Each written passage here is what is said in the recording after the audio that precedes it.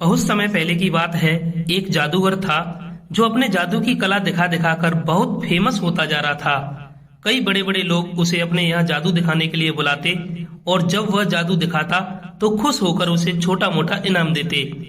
जादूगर इतना प्रख्यात हो गया था कि उस राज्य के राजा तक भी उसकी बात पहुंच गई थी। इसलिए राजा ने भी उसका जादू देखने की इच्छा जताई। राजा का बुलावा आया तो जादूगर भी खुश हो गया। उसने सोचा अपनी जिंदगी का सबसे बड़ा इनाम पाने का ये अच्छा मौका है। कोई ऐसा जादू दिखाऊंगा जिससे कि राजा उसे खुश होकर बहुत बड़ा इनाम दे। जादूगर राजा के दरबार में पहुंचा। तब तक उसने सोचा नहीं था कि वह क्या जादू दिखाएगा। उसे यह तो पता था कि छोटी मोटी चीजें गायब करने वाले जादू से राजा को वह खुश नहीं कर सकता। उसे कुछ बड़ा करना पड़ेगा।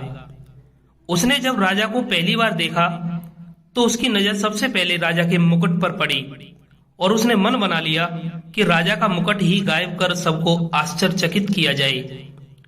जादूगर ने अपना जादू शुरू किया और जैसा उसने सोचा था राजा का मुकुट गायब कर दिया।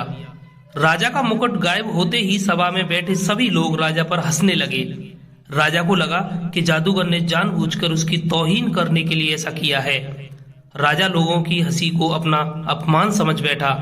गुस्से में आए राजा ने तुरंत उस जादूगर को पकड़कर काल कोठरी में डालने का हुक्म दिया और साथ में यह भी कहा कि इसे 7 दिन बाद फांसी की सजा दे दी जाए।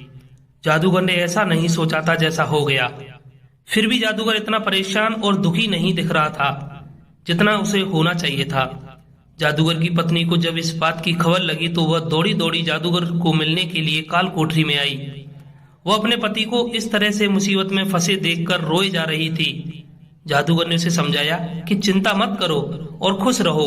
पत्नी को लगा कि मौत की सजा सुन जादूगर को सदमा लगा होगा, इसलिए ऐसी बेकी बेकी बातें कर रहा है। पत्नी बोली, आप ऐसे समय में भी कैसे खुश रहने की बात कर सकते हो?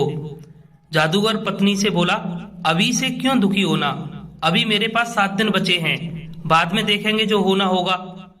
जादूगर की पत्नी रोज उसे मिलने आती और जादूगर उसे खुश रहने के लिए कहता कि अभी इतने दिन बचे हैं। आखिरकार वह दिन आ गया जिस दिन जादूगर को फांसी देनी थी। राजा भी उस दिन अपने घोड़े पर सवार होकर जादूगर को देखने के लिए आया था। राजा को घोड़े पर देखकर जादूगर के दिमाग में एक आइडिया आया।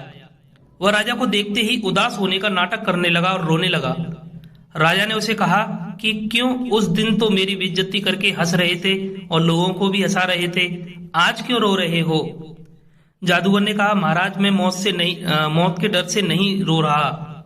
मौत का क्या है, वह तो एक दिन आनी ही है, इसलिए रो रहा हूं कि मेरे इतने सालों की मेहनत जिससे मैं अपने घोड़े को उड़ना सिखा रहा था सिर्फ 1 साल की वजह से बर्बाद हो जाएगी। अगर मेरे पास 1 साल होता तो मैं अपने घोड़े को उड़ाने में कामयाब हो जाता। जादूगर की बातें सुनकर राजा को लगा कि अगर उड़ने वाला घोड़ा उसे मिल जाए तो वह दुनिया का सबसे सफल राजा बन जाएगा। वह उड़कर किसी भी अन्य राजा को बड़ी आसानी से युद्ध में हरा पाएगा। राजा के मन में लालच आते ही राजा ने उसे 1 साल तक का समय दे दिया और कहा कि अगर तुम 1 साल में मुझे ऐसा घोड़ा देने में कामयाब हुए तो तुम्हें फांसी की सजा नहीं दी जाएगी, लेकिन अगर तुम ऐसा नहीं कर पाए तो तुम्हें फांसी से भी बड़ी दुखदायक मौत दी जाएगी। काल कोठरी से छूटने के बाद जादूगर सीधा अपने घर पहुंचा।